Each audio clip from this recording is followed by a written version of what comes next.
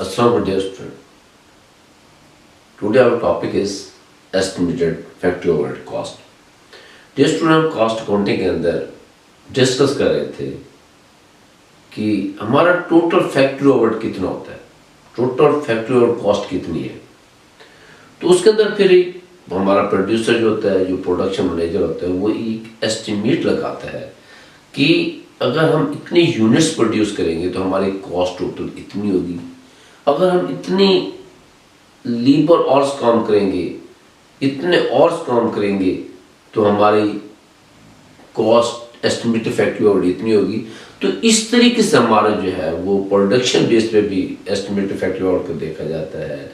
और फिर उसके लिहाज से और बेस वर्किंग और बेस के लिहाज से भी देखा जाता है। उसके अंदर हमारे लीबर और जो होते हैं वो देखे जाते हैं, फिर हमारे पास मशीन और होते हैं वो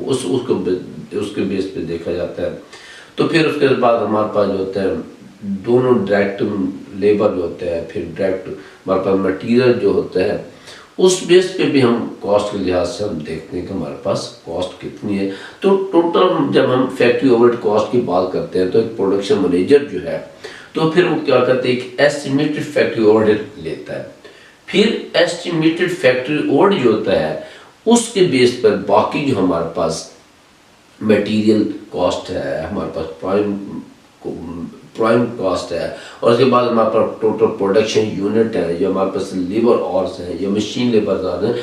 उनको फिर अप्लाई करता है वो टोटल एस्टिमेटेड फैक्ट्री ओवरहेड के ऊपर, और उस पर उसके हिसाब से उसकी पर यूनिट कॉस्ट होता है, पर आवर्स कॉस्ट जो होता है, या उसके लिहाज से लोग हमारे पास मटेरियल कॉस्ट होता है, लेबर कॉस्ट को कैलकुलेट करता है। तो इस तरीके से डियर स्टूडेंट हमने हमारे पे एक प्रोफेसर साहब, हमारा जो कॉस्ट अकाउंटिंग के प्रोफेसर शाह नदीम साहब, तो उनकी बुक में हमने जो रेड बुक है उसमें से हमने एक प्रॉब्लम ली है ताकि स्टूडेंट को इससे पहले हम फार्मूले जो हैं वो उनसे डिस्कस कर चुके हैं। फिर हम आज उन फार्मूलाज को एक प्रॉब्लम के जरिए अप्लाई करते हैं ताकि स्टूडेंट्स के कंसेप्ट क्लियर हो जाए। तो डियर स्टूडेंट हमने पहले एग्जांपल उसके लिए एक प्रॉब्लम जो हमारे पास 7.1 है वो एक हमारे पास रेड बुक का प्रॉब्लम है। हम वो प्रॉब्लम आपको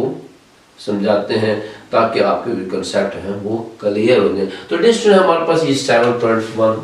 प्रॉब्लम नंबर है रेड बुक का, प्रोफेसर शाह नदीम साहब की रेड बुक जो है उससे हमने लिए। तो हमारे पास ये रोमन कंपनी है, estimated factory overhead of the next period at ₹1,60,000 है। तो हमने नेक्स्ट पीरियड के लिए जो हमने फैक्ट्री ओवरहेड जो हमने तर्जीह किया है, जो फैक्ट्री ओवरहेड है उसके वो 1,60,000 पे, एस्टिमेटेड यूनिट्स प्रोड्यूस 40,000। उन्होंने अंदाजा लगाया कि हमारे जो यूनिट प्रोड्यूस होंगे वो 40,000 होंगे, और उसके अंदर हमारे पास टोटल फैक्ट्री ओवरहेड जो कॉस्ट होगी वो 1,60,000 है। और उसके बाद हम ये देखते हैं कि मटेरियल कॉस्ट जो है वो 2 लाख हमने एस्टिमेट किया है, और उसके बाद हमारे पास एंड प्रोडक्शन वेजेस कॉस्ट जो है वो 80,000 है, और उसके बाद प्रोडक्शन रिक्वायर्ड आवर्स जो है वो 40,000 आवर्स है, और उसके बाद हमारे पास जो है तो मशीन वेल रन अबाउट 25,000 और हमने अंदाजा लगाया कि हमारी जो मशीन है, वर्किंग मशीन जो है, जो प्रोडक्शन मशीन है वो 25,000 जो है 25,000 जो है 25,000 आवर्स जो है वो काम करेगी। तो जस्ट इसके अंदर फिर हम ये कैलकुलेट करते हैं कि हमारे पास जो रिक्वायरमेंट है इसके अंदर हम एक हमारे पास एक कंपनी के अंदर जो हमारा प्रोडक्शन है उसके हमने एक अंदाजा लगाया कि हमारा एस्टिमेटेड जो फैक्ट्री ओवरहेड है वो 1,60,000 है, और उसके बाद हमारे पास जो उसके प्रोड्यूस यूनिट्स होंगे, जो एस्टिमेट लगाया है कि उसके जो यूनिट प्रोड्यूस होंगे वो 40,000 होंगे, और उसके बाद उसके अंदर जो मटेरियल कॉस्ट होगी वो 2 लाख होगी, और उसके बाद प्रोडक्शन वेजेस होगी 18,000 होगी, और उसके अंदर जो है हमारे पास जो वर्किंग आवर्स होंगे वो 40,000 होंगे, और उसके अंदर मशीन आवर्स जो होंगे वो 25,000 होगी। तो डिस्प्ले ये हमारे पास प्रॉब्लम है, इसके अंदर हमने जो डिस्कस करना है, जो हमने हल करना है, जो हमने इसके अंदर फार्मूलाज के अंदर जो पुट करना है, उसके अंदर जो हमारा रिक्वायरमेंट है वो कहते हैं कि हमारे पास मटेरियल कॉस्ट किया है, और उसके बाद हम ये देखते हैं कि डायरेक्ट लेबर कॉस्ट किया है, फिर हम इसके अंदर देखते हैं कि डायरेक्ट लेबर आवर्स किए हैं, और उसके बाद हम देखते हैं मशीन आवर्स कितने हैं, और उसके बाद हम ये देखेंगे कि यूनिट्स ऑफ प्रोडक्शन क्या है, और फिर हम देखेंगे कि प्राइम कॉस्ट क्या है। तो डिस्ट्रीब्यूशन इसके अंदर फिर हम डिस्कस करते हैं कि हमारे पास जो हम इसकी रिक्वायरमेंट के मुताबिक हम ये देखते हैं कि डिस्ट्रीब्यूशन हमारे पास है कि मटेरियल कॉस्ट बेसिस, कि मटेरियल कॉस्ट बेसिस पे जो है हमारे पास कितनी कॉस्ट मटेरियल की है, कि हमारे पास कितनी मटेरियल कॉस्ट है, कि इसके अंदर हम ये देखते हैं कि एस्टिमेटेड फैक्ट्री ओवरहेड है, और उसको हम डिवाइड करेंगे एस्टिमेटेड मटेरियल कॉस्ट, तो मल्टीप्लाई करेंगे उसके साथ 100 के साथ, तो डिस्ट्रीब्यूशन हमारे पास ये मटेरियल एस्टिमेटेड फैक्ट्री ओवरहेड 1,60,000 है, और इसके अंदर हम डिवाइड करेंगे इसके ऊपर एस्टिमेटेड मटेरियल कॉस्ट 2 लाख है, और उसको मल्टीप्लाई करेंगे 100 के साथ, हमारे पास 80% जो है वो हमारे पास है मटेरियल कॉस्ट। तो इसके साथ फिर हमारे पास सेकंड रिक्वायरमेंट जो है वो डायरेक्ट लेबर कॉस्ट है। तो डायरेक्ट लेबर कॉस्ट को जब हम कैलकुलेट करते हैं तो इसके अंदर हम ये देखते हैं कि एस्टिमेटेड फैक्ट्री ओवरहेड है, और उसके बाद हमारे पास जो है एस्टिमेटेड डायरेक्ट लेबर कॉस्ट है। तो एस्टिमेटेड फैक्ट्री ओवरहेड 1,60,000 है, और हमारे पास एस्टिमेटेड डायरेक्ट लेबर कॉस्ट जो है वो 18,000 है। ये हमारे पास 18,000 हमारा जो है वो वेजेस कास्ट है, लेबर कास्ट है, तो हम उसके अंदर डिवाइड करेंगे, हमारे पास ये एस्टिमेटेड डायरेक्ट लेबर कॉस्ट 18,000 लेंगे, और 100 के साथ उसको सर जब मल्टीप्लाई करेंगे हमारे पास 200% जो है वो उसकी लेबर कॉस्ट कैलकुलेट करते हैं। तो जैसे उसके बाद हम ये देखते हैं कि हमारे पास थर्ड ऑप्शन जो है, हमारे पास जो उन्होंने हमें रिक्वायरमेंट दी वो ये कि डायरेक्ट लेबर आवर्स बेसिस, कि लेबर ने कितने घंटे काम किया, और हम ये देखते हैं कि पर आवर जो है उसकी कॉस्ट एस्टिमेटेड फैक्ट्री ओवरहेड के लिहाज से कितनी बनती है। तो उसके अंदर हम ये देखते हैं कि एस्टिमेटेड फैक्ट्री ओवरहेड जो है हमारे पास वो 1,60,000 है, और उसको हम डिवाइड करेंगे direct labour hours per. Direct labour hours हमारे कितने, वो 40,000 है। जब 40,000 पे हम उसको डिवाइड करेंगे हमारे पास जो है 4 रुपीज पर लेबर आवर्स आते हैं। 4 रुपीज पर लेबर आवर हम कैलकुलेट करते हैं, उसकी कॉस्ट जो है पर लेबर की 4 रुपीज है। तो डिस्ट्रीब्यूशन के बाद हमारे पास आ जाता है कि हमारे पास 4 रिक्वायरमेंट जो है वो है कि मशीनरी ऑर्स, कि हम मशीनरी ऑर्स के है उसकी कॉस्ट किस तरीके से करें, क्योंकि मशीनरी में नहीं काम किया 25,000 जो है और जो है वो मशीनरी ने वर्क किया। जब हम उसकी कॉस्ट कैलकुलेट करते हैं तो हमारे पास estimated factory overhead divided by estimated machinery hours. Machinery hours कितने, हम ये देखें कि 1,60,000 जो है वो हमारे पास है एस्टिमेटेड फैक्ट्री, और जो मशीन आवर्स जो है वो 25,000 डिवाइड करेंगे 25,000 पे, हमारे पास 6.40 जो है रुपीज जो है पर मशीन आवर्स कैलकुलेट होते हैं। तो ये हमारे पास है पर मशीन आवर्स कॉस्ट। और उसके बाद हमारे पास नेक्स्ट जो है हमारे पास 5 रिक्वायरमेंट जो है वो है कि यूनिट ऑफ प्रोडक्शन,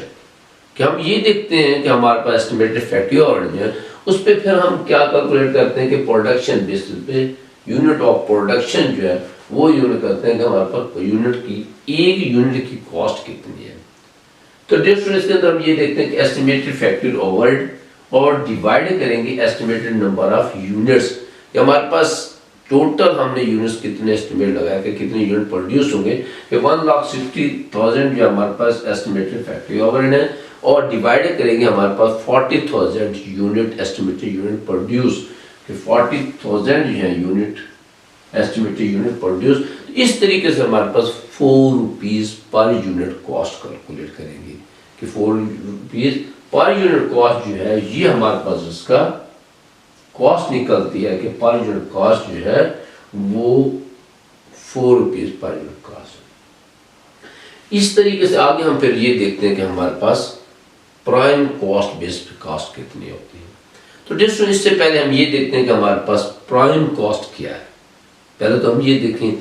पहले भी हम इसके बारे में डिस्कस करें लेकिन फिर हम दोबारा रिपीट कर देते हैं कि हमारे पास प्राइम कॉस्ट जो है वो ये देखें कि प्राइम कॉस्ट हमारे पास मटेरियल कॉस्ट है, और उसके बाद हमारे पास लेबर कॉस्ट। जब हम मटेरियल कॉस्ट और लेबर कॉस्ट को दोनों को आपस में जमा कर देते हैं तो फिर जो टोटल कॉस्ट होती है वो हमारे पास प्राइम कॉस्ट होती है।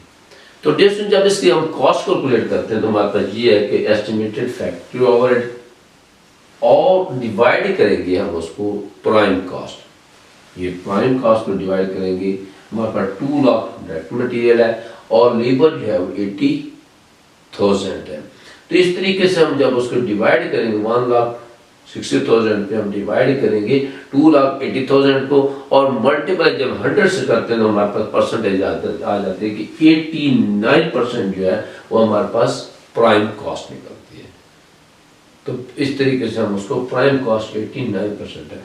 तो डियर स्टूडेंट, ये हमारे पास एक छोटी सी हमने एक प्रॉब्लम ली है रेड बुक से 7.1 और वो उसके अंदर हमने जो इससे पहले हम फार्मूला आपसे डिस्कस किए वो हमने उस प्रॉब्लम के अंदर हमने अप्लाई कर दिए ताकि स्टूडेंट को इसके बारे में कंसेप्ट क्लियर हो जाए। डियर स्टूडेंट, ये हमारे पास जो हमारा मेन चैनल वो हमारे पास ब्राइट एजुकेशन है। तो ब्राइट एजुकेशन चैनल जो है इसको लाजमी आप जो है दोस्तों तक शेयर करें ताकि इसको ज़्यादा से ज़्यादा शेयर करें, ज़्यादा से ज़्यादा इसको लाइक करें और इसको सब्सक्राइब करें ताकि ज़्यादा से ज़्यादा स्टूडेंट तक ये चैनल पहुंच सके और स्टूडेंट इससे बेनिफिट्स हासिल कर सके। तो जस्ट बेसिक एजुकेशन जो हमारे पास असल जो हमारा बेसिक अकाउंटिंग कंसेप्ट है, फिर बेसिक कॉस्ट अकाउंटिंग कंसेप्ट है। ब्राइट एजुकेशन के अंदर हमारा जो मेन मकसद होता है वो न्यूली स्टूडेंट जो एडमिशन लेते हैं हमारे कॉस्ट अकाउंटिंग कोर्सेज के अंदर या प्रिंसिपल ऑफ अकाउंटिंग के कोर्स के अंदर, तो हमारा मेन ऑब्जेक्ट होता है उस स्टूडेंट को